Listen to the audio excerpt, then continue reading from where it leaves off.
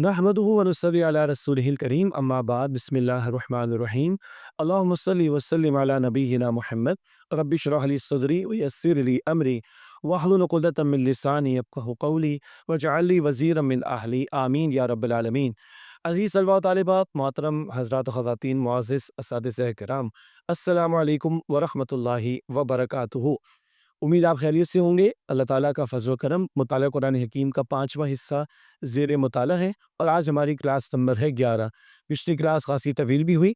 आज की क्लास इंशाअल्लाह उसके मुकाबले में थोड़ा मुख्तसर रहेगी। आज हम मुताला शुरू कर रहे हैं सूरतुल आराफ का और उसका पहला हिस्सा है जिसका मुताला हम शुरू कर रहे हैं। हिस्सा इस 5वें हिस्से में जो तरतीब चल रही है मज़ामीन के एतबार से आयात को आपके सामने पेश करने की, उसके एतबार से पहला हिस्सा। पहली 10 आयत का इंशाअल्लाह ताला आज हम मुताला करेंगे। तो आइए सबसे पहले हम मकासिद मुताला की तरफ चलते हैं, यानी लर्निंग आउटकम। तो क्लास नंबर 11 है। पहली 10 आयत सूरह आराफ की, उनके मकासिद मुताला को हम आपके सामने रख रहे हैं। नंबर 1, कलिमात के लिहाज से सबसे बड़ी मक्की सूरत कौन सी है? जवाब बड़ा आसान है, अभी थोड़ी देर में आपके सामने आ जाएगा। तो हम जानेंगे सबसे तवील तरीन सूरत, अपने कलिमात और अपने साइज़ के एतबार से सबसे तवील सूरत कुरान पाक में मक्की सूरत कौन सी है? अभी थोड़ी देर में, जिसको कहते हैं ना कमिंग सून, जवाब आ रहा है। नंबर 2, हज़रत लूत अलैहिस्सलाम और शुएब अलैहिस्सलाम की कौम पर अज़ाब किस वक्त आया? उस वक्त का भी जिक्र कुरान पाक में है जिस वक्त इन कौमों पर अज़ाब आया।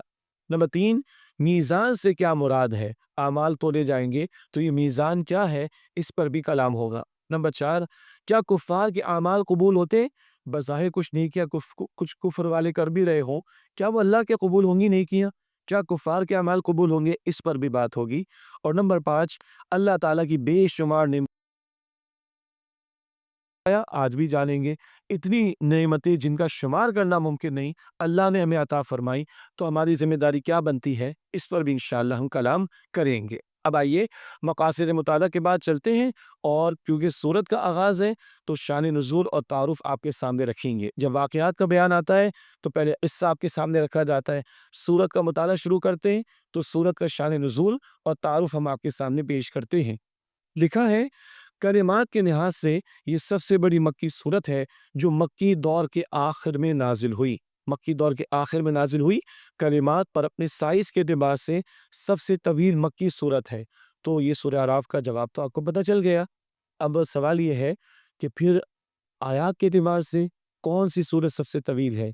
आयात की तादाद के एतबार से सबसे तवील सूरत मक्की सूरत वो सूरतुल शुआरा है। आयात की तादाद के एतबार से सबसे बड़ी मक्की सूरत सूरतुश शुआरा, और कलिमात अपने हजम मेरे साइज़ के एतबार से सबसे बड़ी मक्की सूरत सूरह आराफ है जो मक्की दौर के आखिर में नाजिल हुई। इस सूरत में तारीख़ इंसानी का बयान है।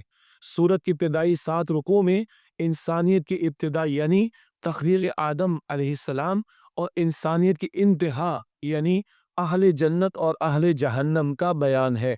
तो आगाज़ और आखिरत सबका तज़किरा आएगा इस सूरत में। मज़ीद ही कि सूरत के तीसरे चौथे रुकू में इस बात का भी ज़िक्र है कि अज़ खुद अल्लाह सुब्हान तआला की हलाल करदा पाकीज़ा चीज़ों को हराम करने का इख्तियार किसी को नहीं। ये मुशरिकीन मक्का हरकतें करते थे, उनको इसमें तंबीह की गई है।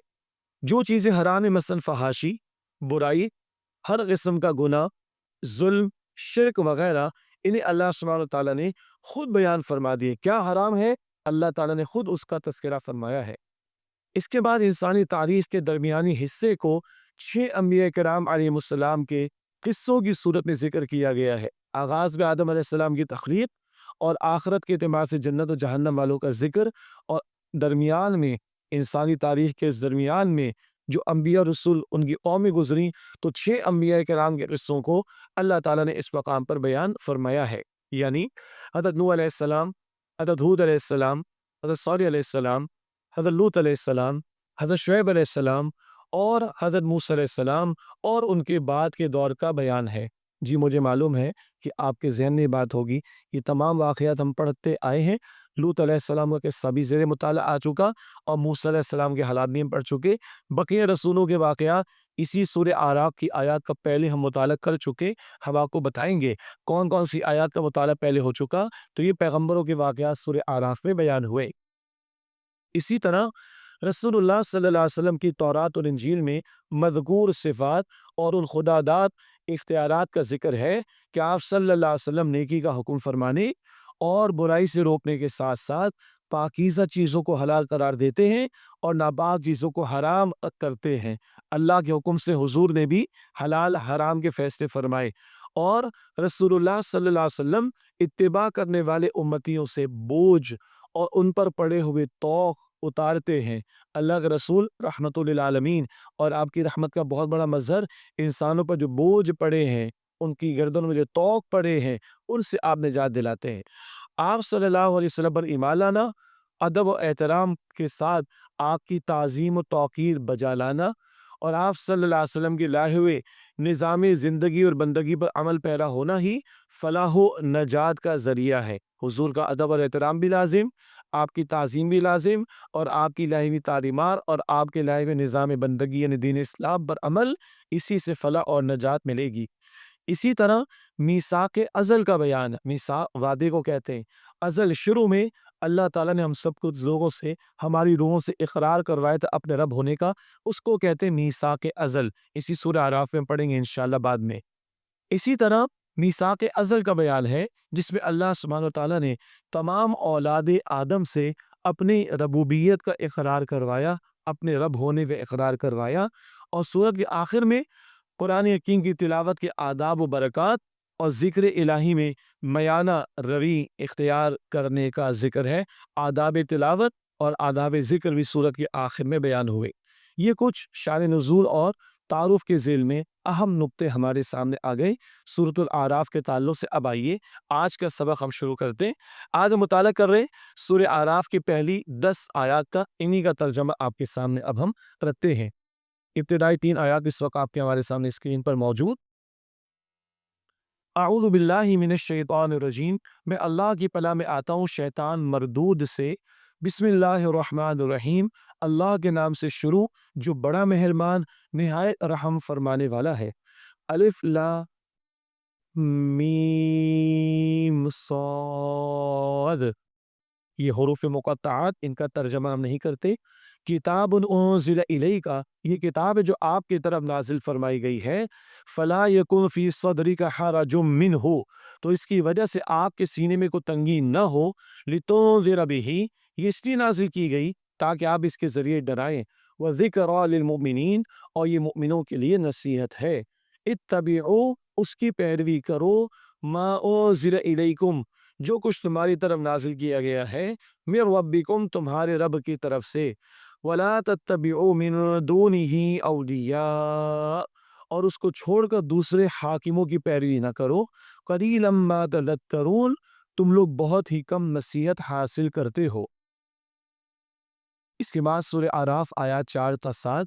وَكَم مِّن قَرْيَةٍ، اور کتنی بستیاں تھیں، أَهْلَكْنَاهَا، ہم نے انہیں برباد کر دیا۔ فَجَاءَهَا بَأْسُنَا بَيَاتًا، تو رات کے وقت ان پر ہمارا عذاب آیا۔ أَوْ هُمْ قَائِلُونَ، یا جب وہ دوپہر کو آرام کر رہے تھے۔ فَمَا كَانَ دَعْوَاهُمْ إِذْ جَاءَهُمْ بَأْسُنَا، تو جب ان پر ہمارا عذاب آیا تو ان کی یہی پکار تھی، إِلَّا أَن قَالُوا إِنَّا كُنَّا ظَالِمِينَ، کہ وہ کہنے لگے بے شک ہم ہی ظالم تھے۔ فَلَنَسْأَلَنَّ الَّذِينَ أُرْسِلَ إِلَيْهِمْ، تو ہم اس سے ضرور پوچھیں گے جن کی طرف رسول بھیجے گئے۔ وَلَنَسْأَلَنَّ الْمُرْسَلِينَ، اور ہم رسولوں سے بھی ضرور پوچھیں گے۔ فَلَنَقُصَّنَّ عَلَيْهِمْ بِعِلْمٍ، پھر ہم ضرور اپنے علم سے انہیں سب کچھ بیان کر دیں گے۔ وَمَا كُنَّا غَائِبِينَ، اور ہم غائب نہیں تھے۔ اس کے بعد سورہ اعراف آیات 8 تا 10۔ وَالْوَزْنُ يَوْمَئِذٍ الْحَقُّ، اور اعمال کا تولنا اس روز برحق ہے۔ فَمَا ثَقُلَتْ مَوَازِينُهُ، لہذا جن کے نیک اعمال کے پلڑے بھاری ہوں گے، فَأُولَئِكَ هُمُ الْمُفْلِحُونَ، تو وہی لوگ کامیاب ہونے والے ہیں۔ وَمَنْ خَفَّتْ مَوَازِينُهُ، اور جن کے نیک اعمال کے پلڑے ہلکے ہوں گے، فَأُولَئِكَ الَّذِينَ خَسِرُوا أَنفُسَهُمْ، تو یہ وہ لوگ ہیں جنہوں نے اپنے آپ کو خسارے میں ڈالا، بما کانوا بآیاتنا یظلمون، اس وجہ سے کہ وہ ہماری آیات کے ساتھ ظلم کیا کرتے تھے۔ وَلَقَدْ مَكَّنَّاكُمْ فِي الْأَرْضِ، اور یقیناً ہم نے ہی تمہیں زمین میں آباد کیا، وَجَعَلْنَا لَكُمْ فِيهَا مَعَائِشَ، اور اس میں ہم نے تمہارے لیے سامان زندگی فراہم کیا، قَلِيلًا مَا تَشْكُرُونَ، مگر تم کم ہی شکر کرتے ہو۔ ناظرین کرام، الحمدللہ سورہ اعراف کی پہلی 10 آیات کا ترجمہ مکمل ہوا۔ اب آئیے ان آیات کی تشریح کی طرف چلتے ہیں۔ سب سے پہلے سورہ اعراف کی پہلی آیت، الف لام میم صاد، الف لام میم صاد۔ جی آپ کے علم ہے نا یہ حروف مقطعات ہیں، ان کا ترجمہ نہیں کرتے۔ آئیے تشریح کا ایک نقطہ دہرا لیتے ہیں۔ الف لام میم صاد یہ حروف مقطعات میں سے ہے۔ حروف مقطعات کی کل تعداد 14 ہے۔ حروف مقطعات قرآن حکیم کی 29 سورتوں میں آئے ہیں۔ حروف مقطعات کا علم اللہ سبحانہ وتعالیٰ کے پاس ہے، اور یہ اللہ سبحانہ وتعالیٰ اور رسول اللہ صلی اللہ علیہ وسلم کے درمیان ایک راز ہے۔ یعنی کل 14 یہ حروف مقطعات کیوں کہتے ہیں، ان کو قطع کر کے علیحدہ علیحدہ کر کے ہم تلاوت کرتے ہیں، اور 29 صورتوں کے آغاز میں حروف مقطعات آئے ہیں۔ البتہ علم اللہ کے پاس ہے ان کا، اور یہ اللہ تعالیٰ اس کے رسول علیہ السلام کے درمیان ایک راز ہے۔ اگلی آیت کی طرف چلتے ہیں۔ کتاب انزل الیک فلا یکن فی صدرک حرج منہ لتنذر بہ وذکری للمؤمنین، یہ کتاب ہے جو آپ کی طرف نازل فرمائی گئی ہے، تو اس کی وجہ سے آپ کے سینے میں کوئی تنگی نہ ہو۔ یہ اس لیے نازل کی گئی تاکہ آپ اس کے ذریعے ڈرائیں، اور یہ مومنوں کے لیے نصیحت ہے۔ آیت نمبر 2 کی تشریح میں پہلا نقطہ آپ کے سامنے رکھیں گے، نبی کریم صلی اللہ علیہ وسلم کو تسلی۔ اللہ تعالیٰ کی طرف سے تسلی ہے کہ قرآن حکیم کی تبلیغ میں اس خوف سے آپ کا دل تنگ نہ ہو کہ کفار آپ صلی اللہ علیہ وسلم کی تکذیب کریں گے۔ اللہ تعالیٰ کی نصرت اور حمایت آپ کے ساتھ ہے۔ حضور کو تسلی عطا ہو رہی ہے، آپ یہ اندیشہ نہ رکھیں کہ یہ تکذیب کریں گے، یہ جھٹلائیں گے، ان کو ان کے حال پر چھوڑیں۔ آپ کی نصرت اور حمایت کے لیے اللہ تعالیٰ کافی ہے۔ لہذا آپ صلی اللہ علیہ وآلہ وسلم قرآن حکیم کی تبلیغ کرنے، اس کے ذریعے ڈرانے اور اس کے ذریعے نصیحت کرنے میں کوئی پریشانی محسوس نہ کیجیے، کیونکہ جس کا اللہ تعالیٰ حاصل ہو اسے کوئی نہیں پہنچ سکتا۔ اللہ کے رسول سے خطاب ہے، اور یہ امت کو بھی حضور کو فرمایا جا رہا ہے تبلیغ کا کام اور عذاب سے ڈرانے کا کام اور اس قرآن کریم کے ذریعے نصیحت کرنے کا کام جاری رکھیے۔ اللہ تعالیٰ آپ کا حامی و ناصر ہے۔ اب ایک عملی پہلو ہے ہمارے لیے بڑا قیمتی، آئیے جاننے کی کوشش کرتے ہیں۔ نزول قرآن کا اولین مقصد غفلت میں پڑی ہوئی انسانیت کو بیدار کرنا اور انکار کرنے والوں کو عذاب الہی سے ڈرانا ہے۔ ایک اہم مقصد کیا ہے قرآن پاک کے نزول کا؟ لوگوں کو نیند سے بیدار کرنا، غفلت کے مارے لوگوں کو جتانا، بلکہ بیدار کر کے اٹھانا ان کو، اور یہ جتانا کہ یہ دنیا یہ عارضی ہے اور اللہ کی طرف لوٹ کر جانا ہے، اور انکار کرنے والوں کو اللہ کے عذاب سے ڈرانا، یہ قرآن کے اولین مقاصد میں شامل ہے۔ اب عملی پہلو کیا ہے؟ اب یہ ذمہ داری ہماری ہے، چنانچہ آگے ہم نے لکھا ہے، اب یہ ذمہ داری امت کی ہے کہ اللہ سبحانہ وتعالیٰ کا پیغام دوسروں تک پہنچانے کا فرض ادا کرتی رہے، اور اس دعوت و تبلیغ میں کسی قسم کا کوئی خوف اور تنگی محسوس نہ کرے۔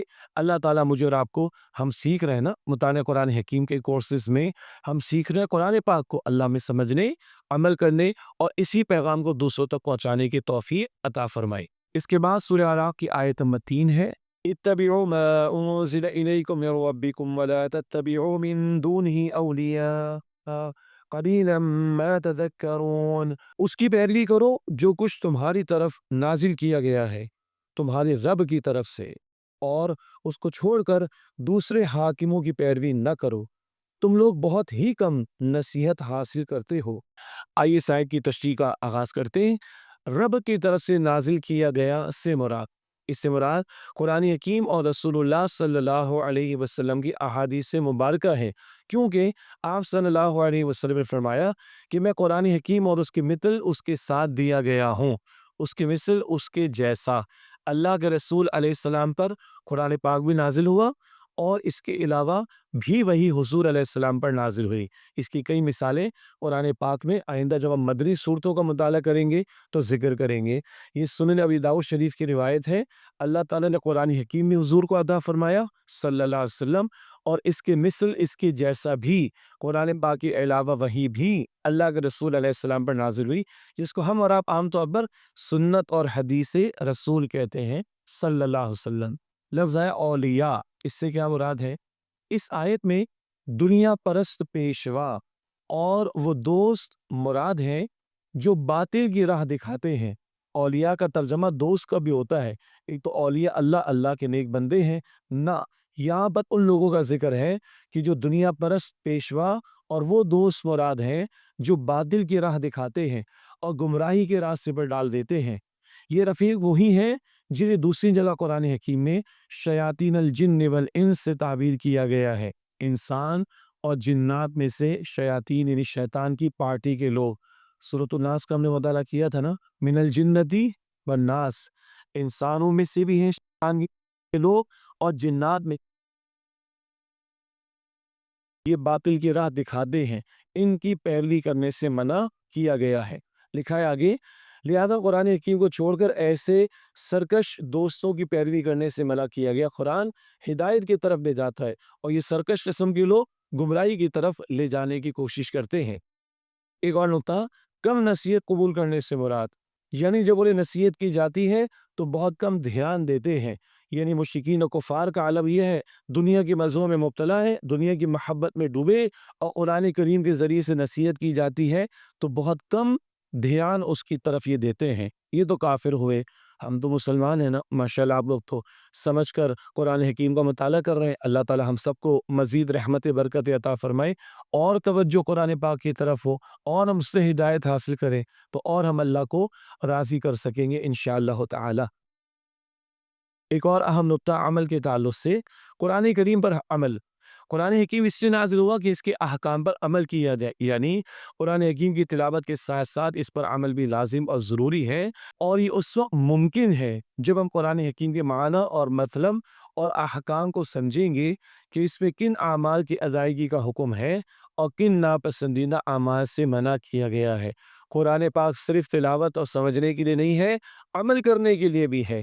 تو یہ پڑھنا پڑھانا اس کا ایک بڑا مقصد کیا ہو، یہ سیکھنا سکھانا اس کا ایک بڑا مقصد کیا ہو، تاکہ ہمیں معلوم ہو اللہ تعالیٰ کن باتوں سے راضی ہوگا اور کن باتوں سے ناراض ہوگا، تاکہ اللہ کے احکامات پر ہم عمل کر سکے۔ اللہ تعالیٰ مجھے اور آپ کو ہم سب کو اس کی توفیق عطا فرمائے۔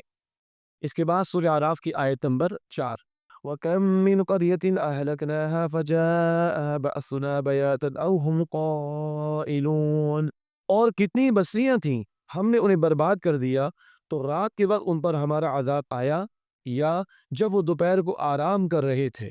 اس آیت کی تشریح کرتے ہیں۔ پہلا نقطہ ہے اس حوالے سے، ہلاک شدہ بستیاں، حضرت نوح علیہ السلام، حضرت ہود علیہ السلام، حضرت صالح علیہ السلام اور حضرت شعیب علیہ السلام کے قوموں اور ان کی بستیوں کے ہلاک ہونے کی طرف اشارہ ہے کہ ان قوموں پر رسولوں کی مخالفت اور ان کی تکذیب کرنے کی وجہ سے اللہ تعالیٰ کا عذاب آیا۔ یہ مختصر عمومی بات ہے، اسی سورہ اعراف میں بعد میں ان تمام رسولوں اور ان کی قوموں کے حالات کا ذکر ہمیں ملتا ہے۔ بتایا جا رہا ہے کہ جب ان قوموں نے رسولوں کی مخالفت کی اور ان کی تکذیب کرنے کی کوشش کی، یعنی ان کو جھٹلایا اور اسی پر اڑے رہے، تو پھر اللہ تعالیٰ کا عذاب ان پر آیا۔ ایک علمی بات بھی اس آیت کی تشریح میں، حضرت لوط علیہ السلام کی قوم پر رات میں اور حضرت شعیب علیہ السلام کی قوم پر دوپہر کے وقت عذاب آیا تھا۔ یہاں رات اور دوپہر کے وقت کا ذکر بستی والوں کی انتہائی غفلت کو ظاہر کرنے کے لیے کیا گیا۔ رات میں آدمی سو رہے ہوتے ہیں، یعنی لوگ سو رہے ہوتے ہیں تو یہ غفلت کی کیفیت ہے۔ دن میں کچھ لوگ آرام کے لیے سو رہے ہوتے ہیں، یہ بھی غفلت کی کیفیت۔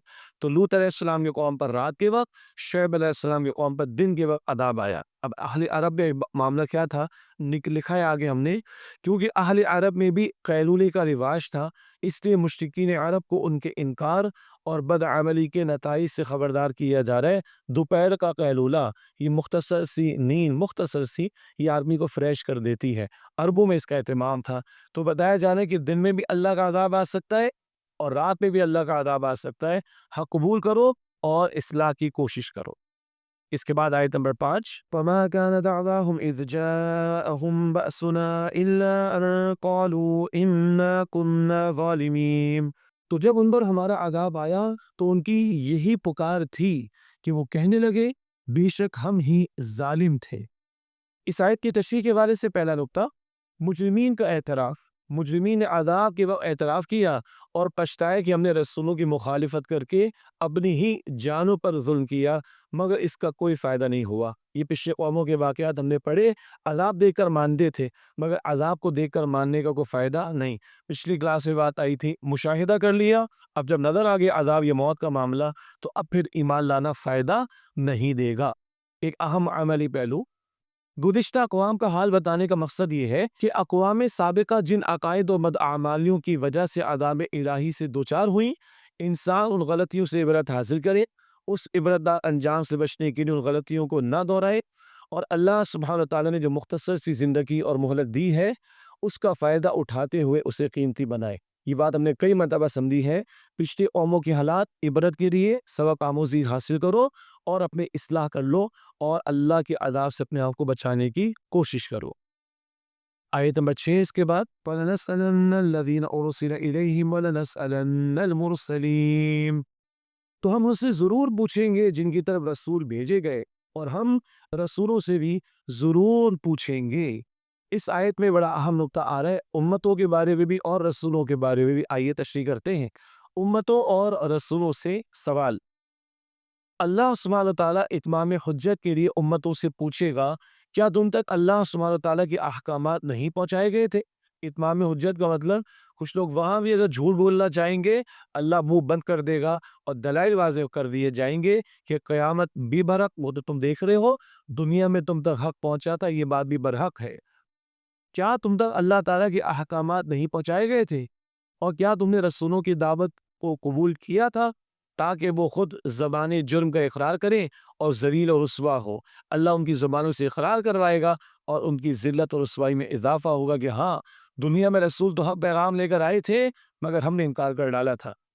اسی طرح رسولوں سے گواہی کے طور پر پوچھا جائے گا کہ انہوں نے پیغام حق پہنچا دیا تھا یا نہیں، ورنہ اللہ تعالیٰ تو عالم الغیب اور ہر شے اس کے علم میں ہے۔ اللہ تعالیٰ تو عالم الغیب، غیب کا جاننے والا ہے اور ہر بات اللہ کے علم میں ہے، مگر رسولوں سے بھی پوچھا جائے گا اور رسول کہیں گے اللہ ہم نے تو تیرا پیغام پہنچا دیا تھا۔ حجۃ الوداع کا خطبہ آپ نے پڑھا اور سنا ہوگا نا۔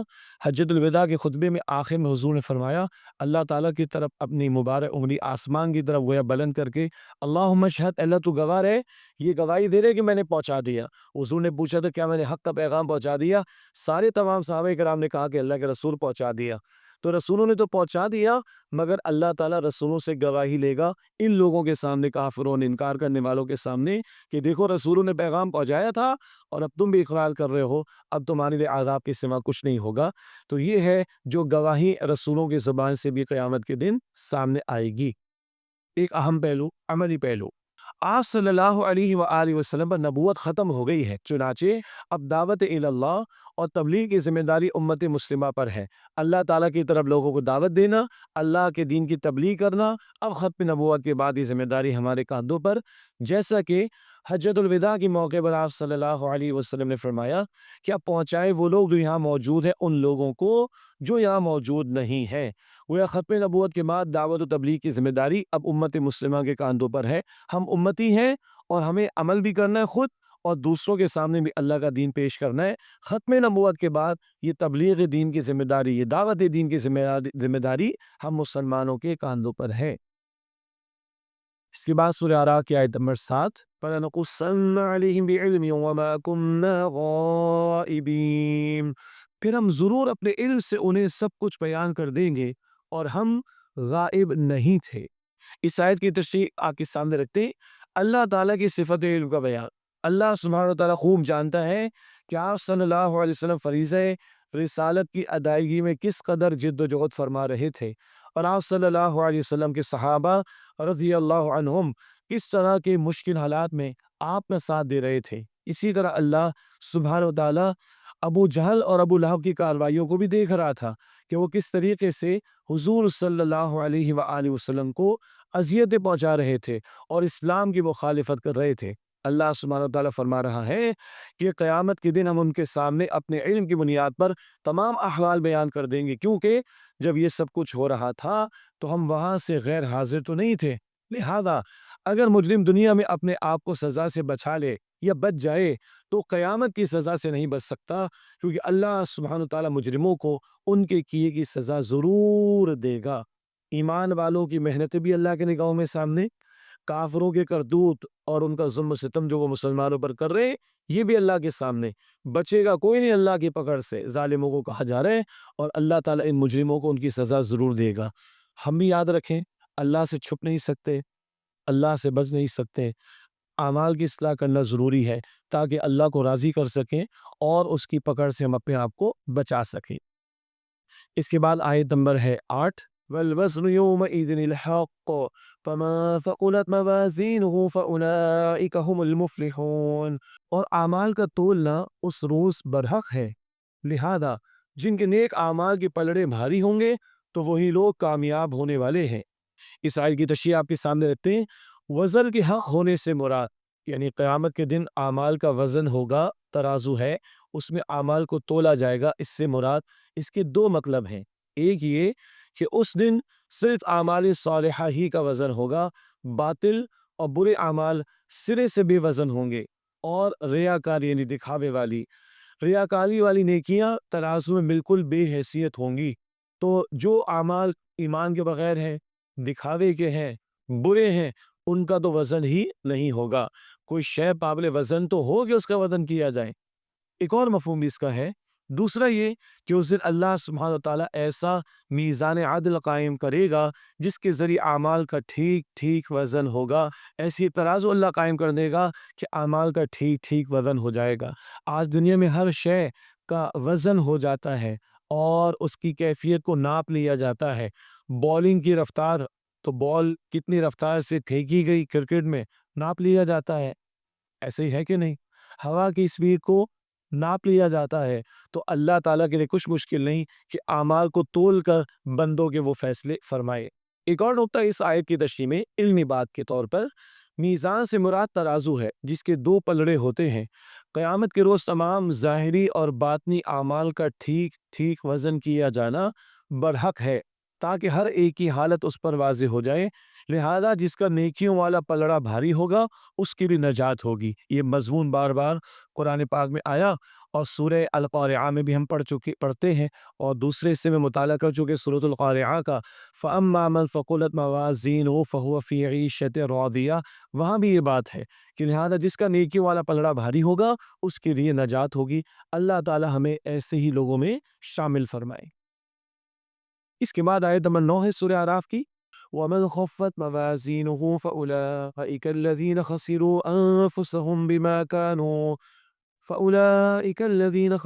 أَنفُسَهُمْ بِمَا كَانُوا بِآيَاتِنَا يَظْلِمُونَ۔ اور جن کے نیک اعمال کے پلڑے ہلکے ہوں گے تو یہ وہ لوگ ہیں جنہوں نے اپنے آپ کو خسارے میں ڈالا اس وجہ سے کہ وہ ہماری آیات کے ساتھ ظلم کیا کرتے تھے۔ اس آیت کی تشریح آپ بھی سامنے رکھتے ہیں۔ کفار کے اعمال کی حیثیت، اللہ سبحانہ و تعالیٰ کے یہاں کفار کے اعمال قبول نہیں ہوتے، کیونکہ بغیر ایمان کے کوئی عمل معتبر ہی نہیں ہوتا، اور جب میزان عدل میں ان کے اعمال کو تولا جائے گا تو ان کے اعمال کا پلڑا ہلکا رہے گا۔ اور یہ وہی لوگ ہیں جنہوں نے آیات الہی کے ساتھ ظلم کیا اور سب اپنی جانوں پر زیادتی کرنے والے تھے۔ اول تو ایمان کے بغیر کوئی نیکی اللہ کے قابل قبول نہیں ہوگی۔ مسلمان کبھی کہتے ہیں یہ فلاں کافر ہیں، یہ فلاں اچھا کام کر رہے ہیں، فلاں اچھا کام کر رہے ہیں، تو کر لیں، دنیا کے لیے کر رہے ہیں کر لیں، دنیا میں کوئی فائدہ ہو جائے گا، آخرت میں کوئی عمل فائدہ نہیں دے گا جب تک کہ بندے کے پاس ایمان کی دولت نہ ہو۔ اور اب ایمان کیا ہے؟ رسول اکرم علیہ السلام کو اللہ کا آخری رسول ماننا اور ان کی بتائی ہوئی تمام خبروں تعلیمات کو ماننا اور ان کی لائی ہوئی شریعت کے مطابق عمل کرنا۔ اللہ تعالی ہمیں اس کی توفیق عطا فرمائے۔ تو کفر کرنے والے اول تو ان کے اعمال کی کوئی حیثیت نہیں، اور جن کے اعمال کے وزن ہلکے ہوں گے، کیا مطلب؟ نیکیاں ہلکی ہوں گی، کم ہوں گی، اور فرمایا کہ یہ وہ لوگ ہوں گے جنہوں نے اللہ تعالیٰ کی آیات کے ساتھ ظلم کیا۔ آیات کے ساتھ ظلم کیا ہے؟ ان کا انکار کر دینا، انہیں تسلیم نہ کرنا اور ان کے احکام کا رد کرنا، اور سب اپنی جانوں پر زیادتی کرنے والے تھے۔ اللہ تعالیٰ کی بات کو رد کر کے بندہ اپنی جان پر ہی ظلم کر رہا ہوتا ہے، اللہ تعالیٰ یہ ذکر یہاں پر فرما رہا ہے۔ ایک اور علمی بات سمجھ لیتے ہیں، آیات الہی سے بے انصافی اور ظلم کرنے کا یہ مطلب ہے کہ وہ ان آیات پہ غور و فکر نہیں کرتے، التفات نہیں کرتے، غور و فکر نہیں کرتے آیات میں۔ ہدایت کی جو روشنی ان آیات میں موجود ہے اس سے فائدہ نہیں اٹھاتے، بلکہ انا اور ضد کے سبب ان آیات سے منہ موڑے رہتے ہیں۔ یہودی ہیں تو وہ مسلمانوں سے تعصب رکھتے ہیں، اسلام قبول نہیں کرتے۔ نصارہ ہیں وہ تعصب رکھتے ہیں، نبی علیہ السلام کی دعوت کو قبول نہیں کرتے۔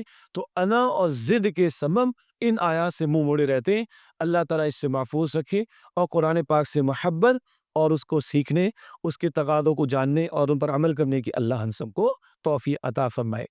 آج کی کلاس کے اعتبار سے آخری آیت ہے سورہ اعراف آیت نمبر 10۔ وَلَقَدْ مَكَّنَّاكُمْ فِي الْأَرْضِ وَجَعَلْنَا لَكُمْ فِيهَا مَعَائِشَ قَلِيلًا مَا تَشْكُرُونَ، اور یقیناً ہم نے ہی تمہیں زمین میں آباد کیا اور اس میں ہم نے تمہارے لیے سامان زندگی فراہم کیا، مگر تم کم ہی شکر کرتے ہو۔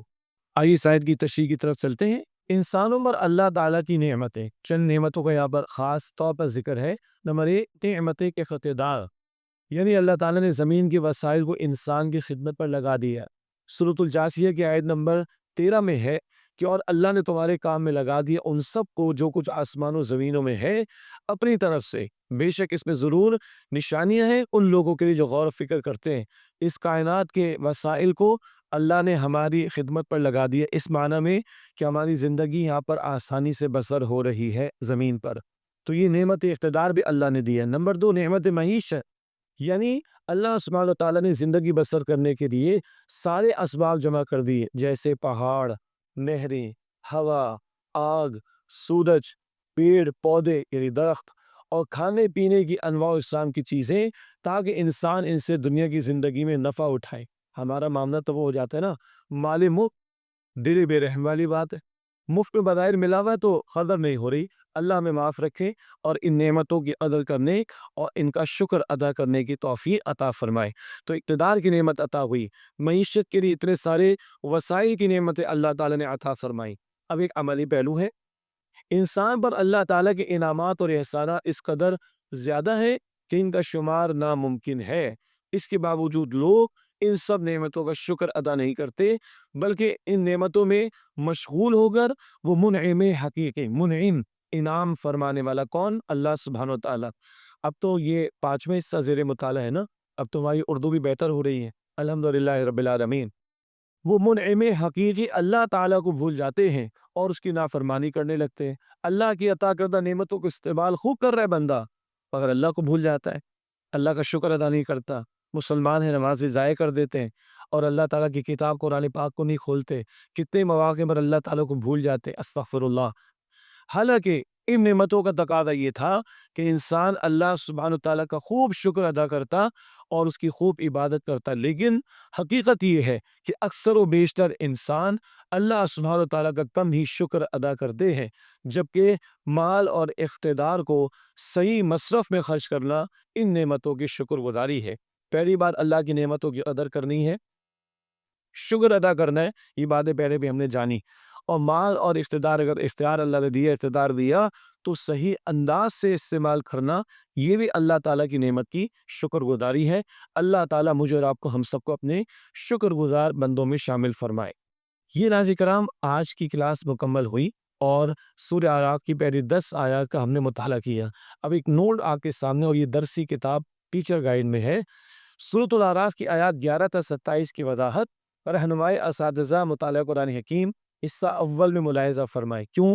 حصہ اول میں سورہ اعراف کے حوالے سے ہم نے 11 تا 27 آیات کا مطالعہ کیا تھا، وہاں آدم علیہ السلام کا قصہ بیان ہوا، اور آپ کو یاد آ گیا مطالعہ قرآن حکیم کے پہلے حصے میں آدم علیہ السلام کا قصہ ہم پڑھ چکے ہیں، تو وہ آیات ہم نہیں پڑھیں گے 11 تا 27۔ اب اس کے بعد کی آیات ہیں جن کا مطالعہ انشاءاللہ اگلی کلاس میں ہم کریں گے۔ اللہ تعالیٰ میری، آپ کے، ہم سب کی، تمام مسلمانوں کی مغفرت فرمائے اور اللہ تعالیٰ شکر گزار بندوں میں ہمیں شامل فرمائے، آمین یا رب العالمین۔